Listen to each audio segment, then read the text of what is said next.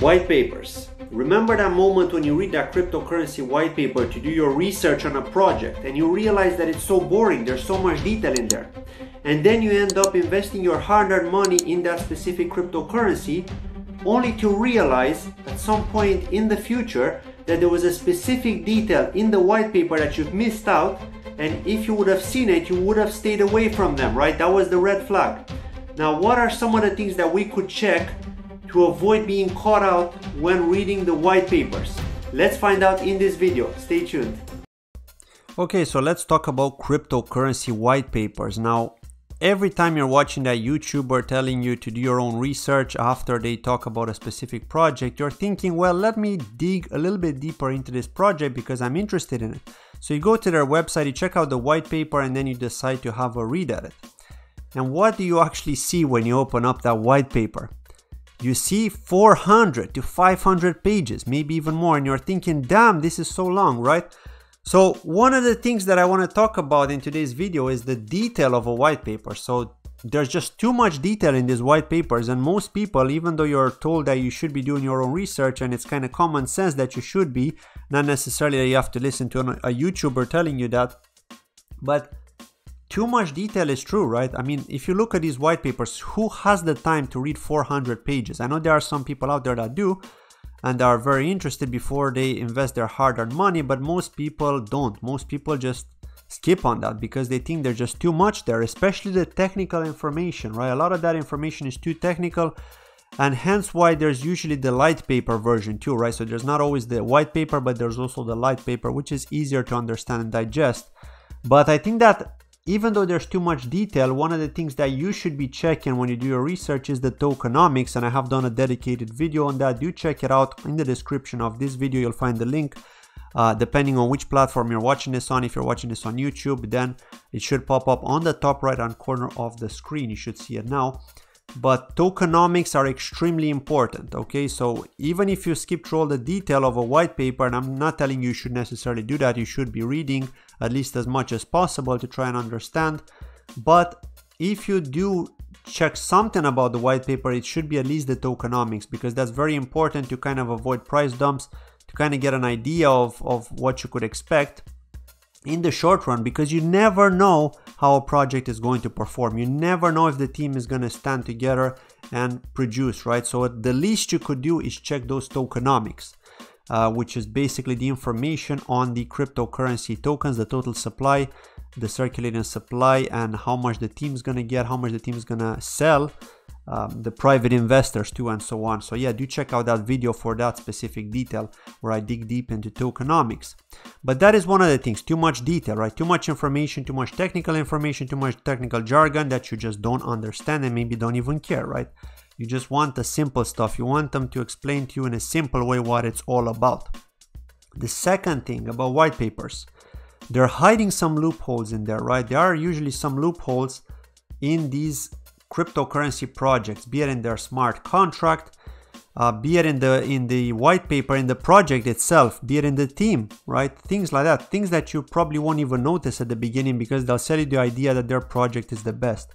Every company does the same, right? The whole point is they started a startup, they put their hard-earned money on the line, and of course they wanted to succeed, so they're going to sell you all kinds of apples and pears and whatever, peach or whatever kind of fruits you like, watermelons, because now it's summer.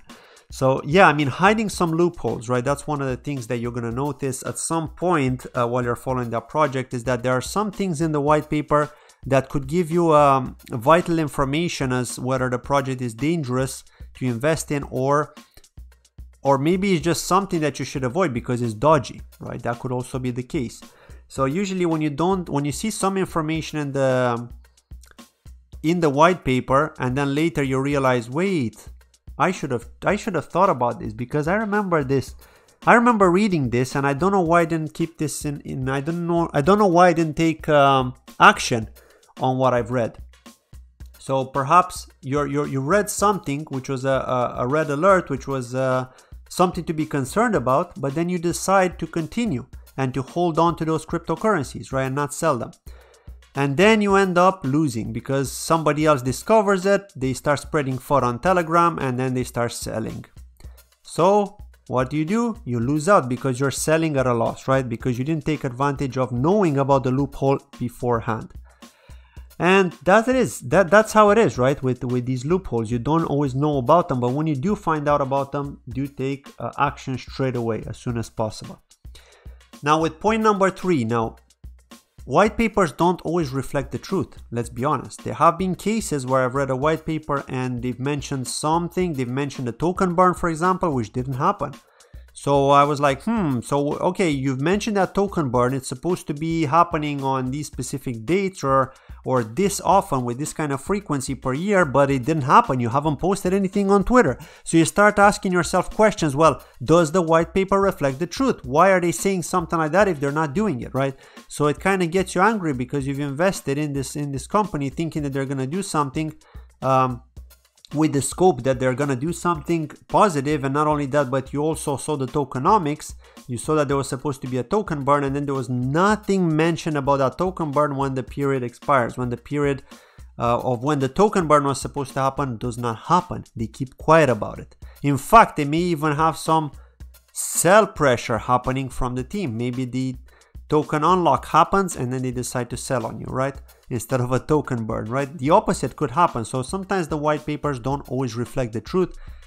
If you see something in a white paper, don't hesitate to ask the team. Don't hesitate to ask on Telegram. If they don't want to reply to you, then it's a red flag. Okay, then don't stay with that project. It's a red flag. It means that they have something to hide.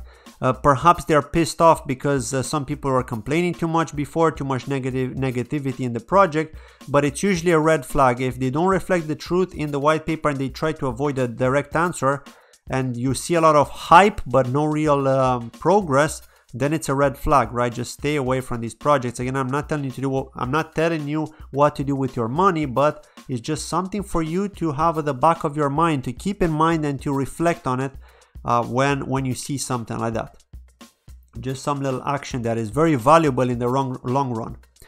So yes, this is pretty much it with crypto white papers, apart from the too much detail, which could go against the investor because you've got too much to read, you don't understand a lot of this stuff. Sometimes you go in and ask them about these things and they don't know what to answer you because some of these admins didn't read the white papers themselves, which is a red flag as well, because every admin should know that white paper inside out. You notice that they hire people just to handle the support questions, the basic questions. And some of these admins will tell you, well, I don't know yet, but I'm going to get back to you when I check with the team. So that could also happen, but then they never get back to you. So you should always chase up on updates. I've done that in the past. I had chased up on updates and eventually they got back to me. But most of these admins don't know the answer straight away because they don't always read the white paper. So that was it from today's video. If you found this educational, if it helped you in any way, please don't forget to hit that like button. I very much appreciate it. And don't forget to comment if you have something to say. Negative or positive, doesn't matter. Just let me know what you think. As always, thank you very much for watching and I'll see you in my next video. Take care. Bye-bye.